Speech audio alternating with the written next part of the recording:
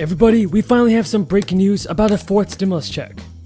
President Biden and a bipartisan group of senators finally agreed on the framework for nearly $1 trillion in hard infrastructure spending. Now there are several mayors proposing new stimulus payments for their residents. Congress is finally taking action for the American people. And everybody, this means that we might get a fourth stimulus check. Hello everybody, I hope all of you guys are having a great day so far. This is your fourth stimulus check update in Daily News Reports. It's time to raise Social Security payments across the board and disability payments, both. And this is what I've got a plan for. Raise Social Security payments $200 a month, raise disability payments $200 a month. We can do this by asking those at the very top to pay a little more. We can do this and extend the financial longevity of Social Security for decades to come. The way I see this is after a lifetime of hard work, people are entitled to retire with a little dignity, and that means protecting and expanding Social Security. It means protecting and expanding disability. How does $200 extra a month help work? It's not perfect. It doesn't fix everything, but understand, $200 a month would lift about 4.5 million people out of poverty. It would sure ease up the budgets for millions more. I could buy my medication and have toilet paper too. There we go. Thank you, Jackie.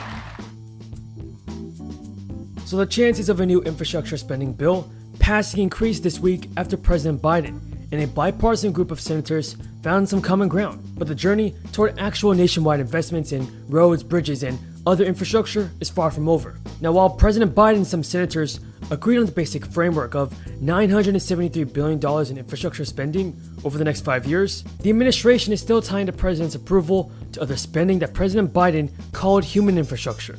Human infrastructure that President Biden's talking about is spending that would include tax increases and money to combat climate change, support for childcare, education, and other social programs that the Senate could pass through the budget reconciliation process, which would only need Democrat support. But yesterday was a significant moment when you saw Democrats and Republicans and the President of the United States stand outside together and say, we've come to agreement to work toward passing a historic investment in infrastructure, one that would have, I just have this handy chart up here, I thought someone might ask about this, would have key components that would help communities across the country. And I talked with him about this morning, what he was most excited about, what he's going to continue, what his message is going to be as he continues to advocate for this bill moving forward.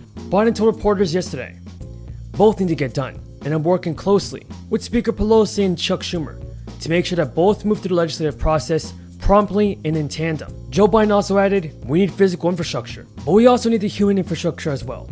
They are part of my overall plan. What we agreed on today is what we could agree on, the physical infrastructure. There was no agreement on the rest. We're going to have to do that through the budget process. And everybody, I'm just happy that lawmakers finally reached an agreement on the framework of the infrastructure package. But there's still a lot of negotiating that has to be done. So everybody, do you believe that President Biden is doing the right thing in passing the infrastructure package? And everybody, there are some cities that are actually passing stimulus checks to help out their residents. In Trenton, New Jersey, the mayor wants to send the city's more than 28,000 households a $500 stimulus payment. Tell people to recover from the crisis. The money, which is $15 million, would come from the roughly $73 million that Trenton is receiving from the federal government as part of the American Rescue Plan. According to a proposal that details how the city would spend its share of $390 billion being sent to cities across the country. Trenton City Mayor told reporters on Thursday, we felt this was a good way to help people catch up on their rent, catch up on their utility bills, make a down payment on the property taxes. We get it that a lot of people are in dire times, and it's difficult for them to get back on their feet after a year of being in the crisis. He also added the plan was developed with the help of the city's Economic Development Board during its weekly discussions and does its best to address various aspects of the city that can use a boost. The mayor stated the council president, Kathy McBride, said that she liked more money into the hands of residents, and so would I. But if you double or triple it, that would take a lot of economic recovery dollars.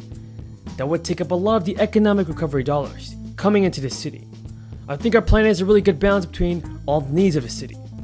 Trenton received its first round of funding last month at about $36.5 million. In pending council approval, portions of the funding will go toward hazard pay for city workers that are active during the crisis, infrastructure, job training, and even business support programs. Now, some top economists are still calling for more direct aid to Americans. More than 150 economists, including former economist Jason Furman, signed a letter last year that argued for recurring direct stimulus payments, lasting until the economy recovers. Greg Nassif, the political director of Humanity Forward, is also pushing for recurring stimulus payments, although the economy is improving. Including a surge in hiring in March, millions of people continue to suffer from reduced income and have not been able to tap government aid programs. Millions of dollars in federal stimulus funds are starting to arrive in cities, and local leaders are beginning to float ideas for how they like to spend it. So everybody, how do you think states and cities should use the extra stimulus funds? Leave your thoughts on this in the comments below. As always, everybody, thank you so much for watching. I truly appreciate everybody's amazing support. And until next time, have a great day and stay safe. And if you support a fourth stimulus check of $1,000 a month, then don't forget to give this video a like. Millions of good-paying union jobs. It will also have a huge impact on low-income communities, on communities of color. It will eliminate lead pipes to stop kids from drinking poison water.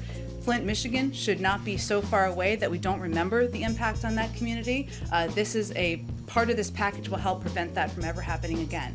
It includes the single largest investment in environmental remediation in history. What does that mean? A lot of people at home don't know what that means, so I'm going to explain it. And it's 100% of what he asked for. It means cleaning up pollution in communities that have disproportionately borne the brunt of environmental pollution. It also means capping wells where big oil companies left wells uncapped with methane pouring out. It means putting people back to work to do the work we need to do to help create a clean energy economy for the long term. And it has the largest investment in public transit in our nation's history. We know this will also have an enormous impact on low-income communities, many communities of color. I'll also note there are huge components of this package that will help address the climate crisis. One is the first time we've ever invested, in a network of EV charging stations across the country. So electric vehicles, I don't currently own one, maybe I will in the future, who knows? It will make it easier. There will be more charging stations so people can use them across the country.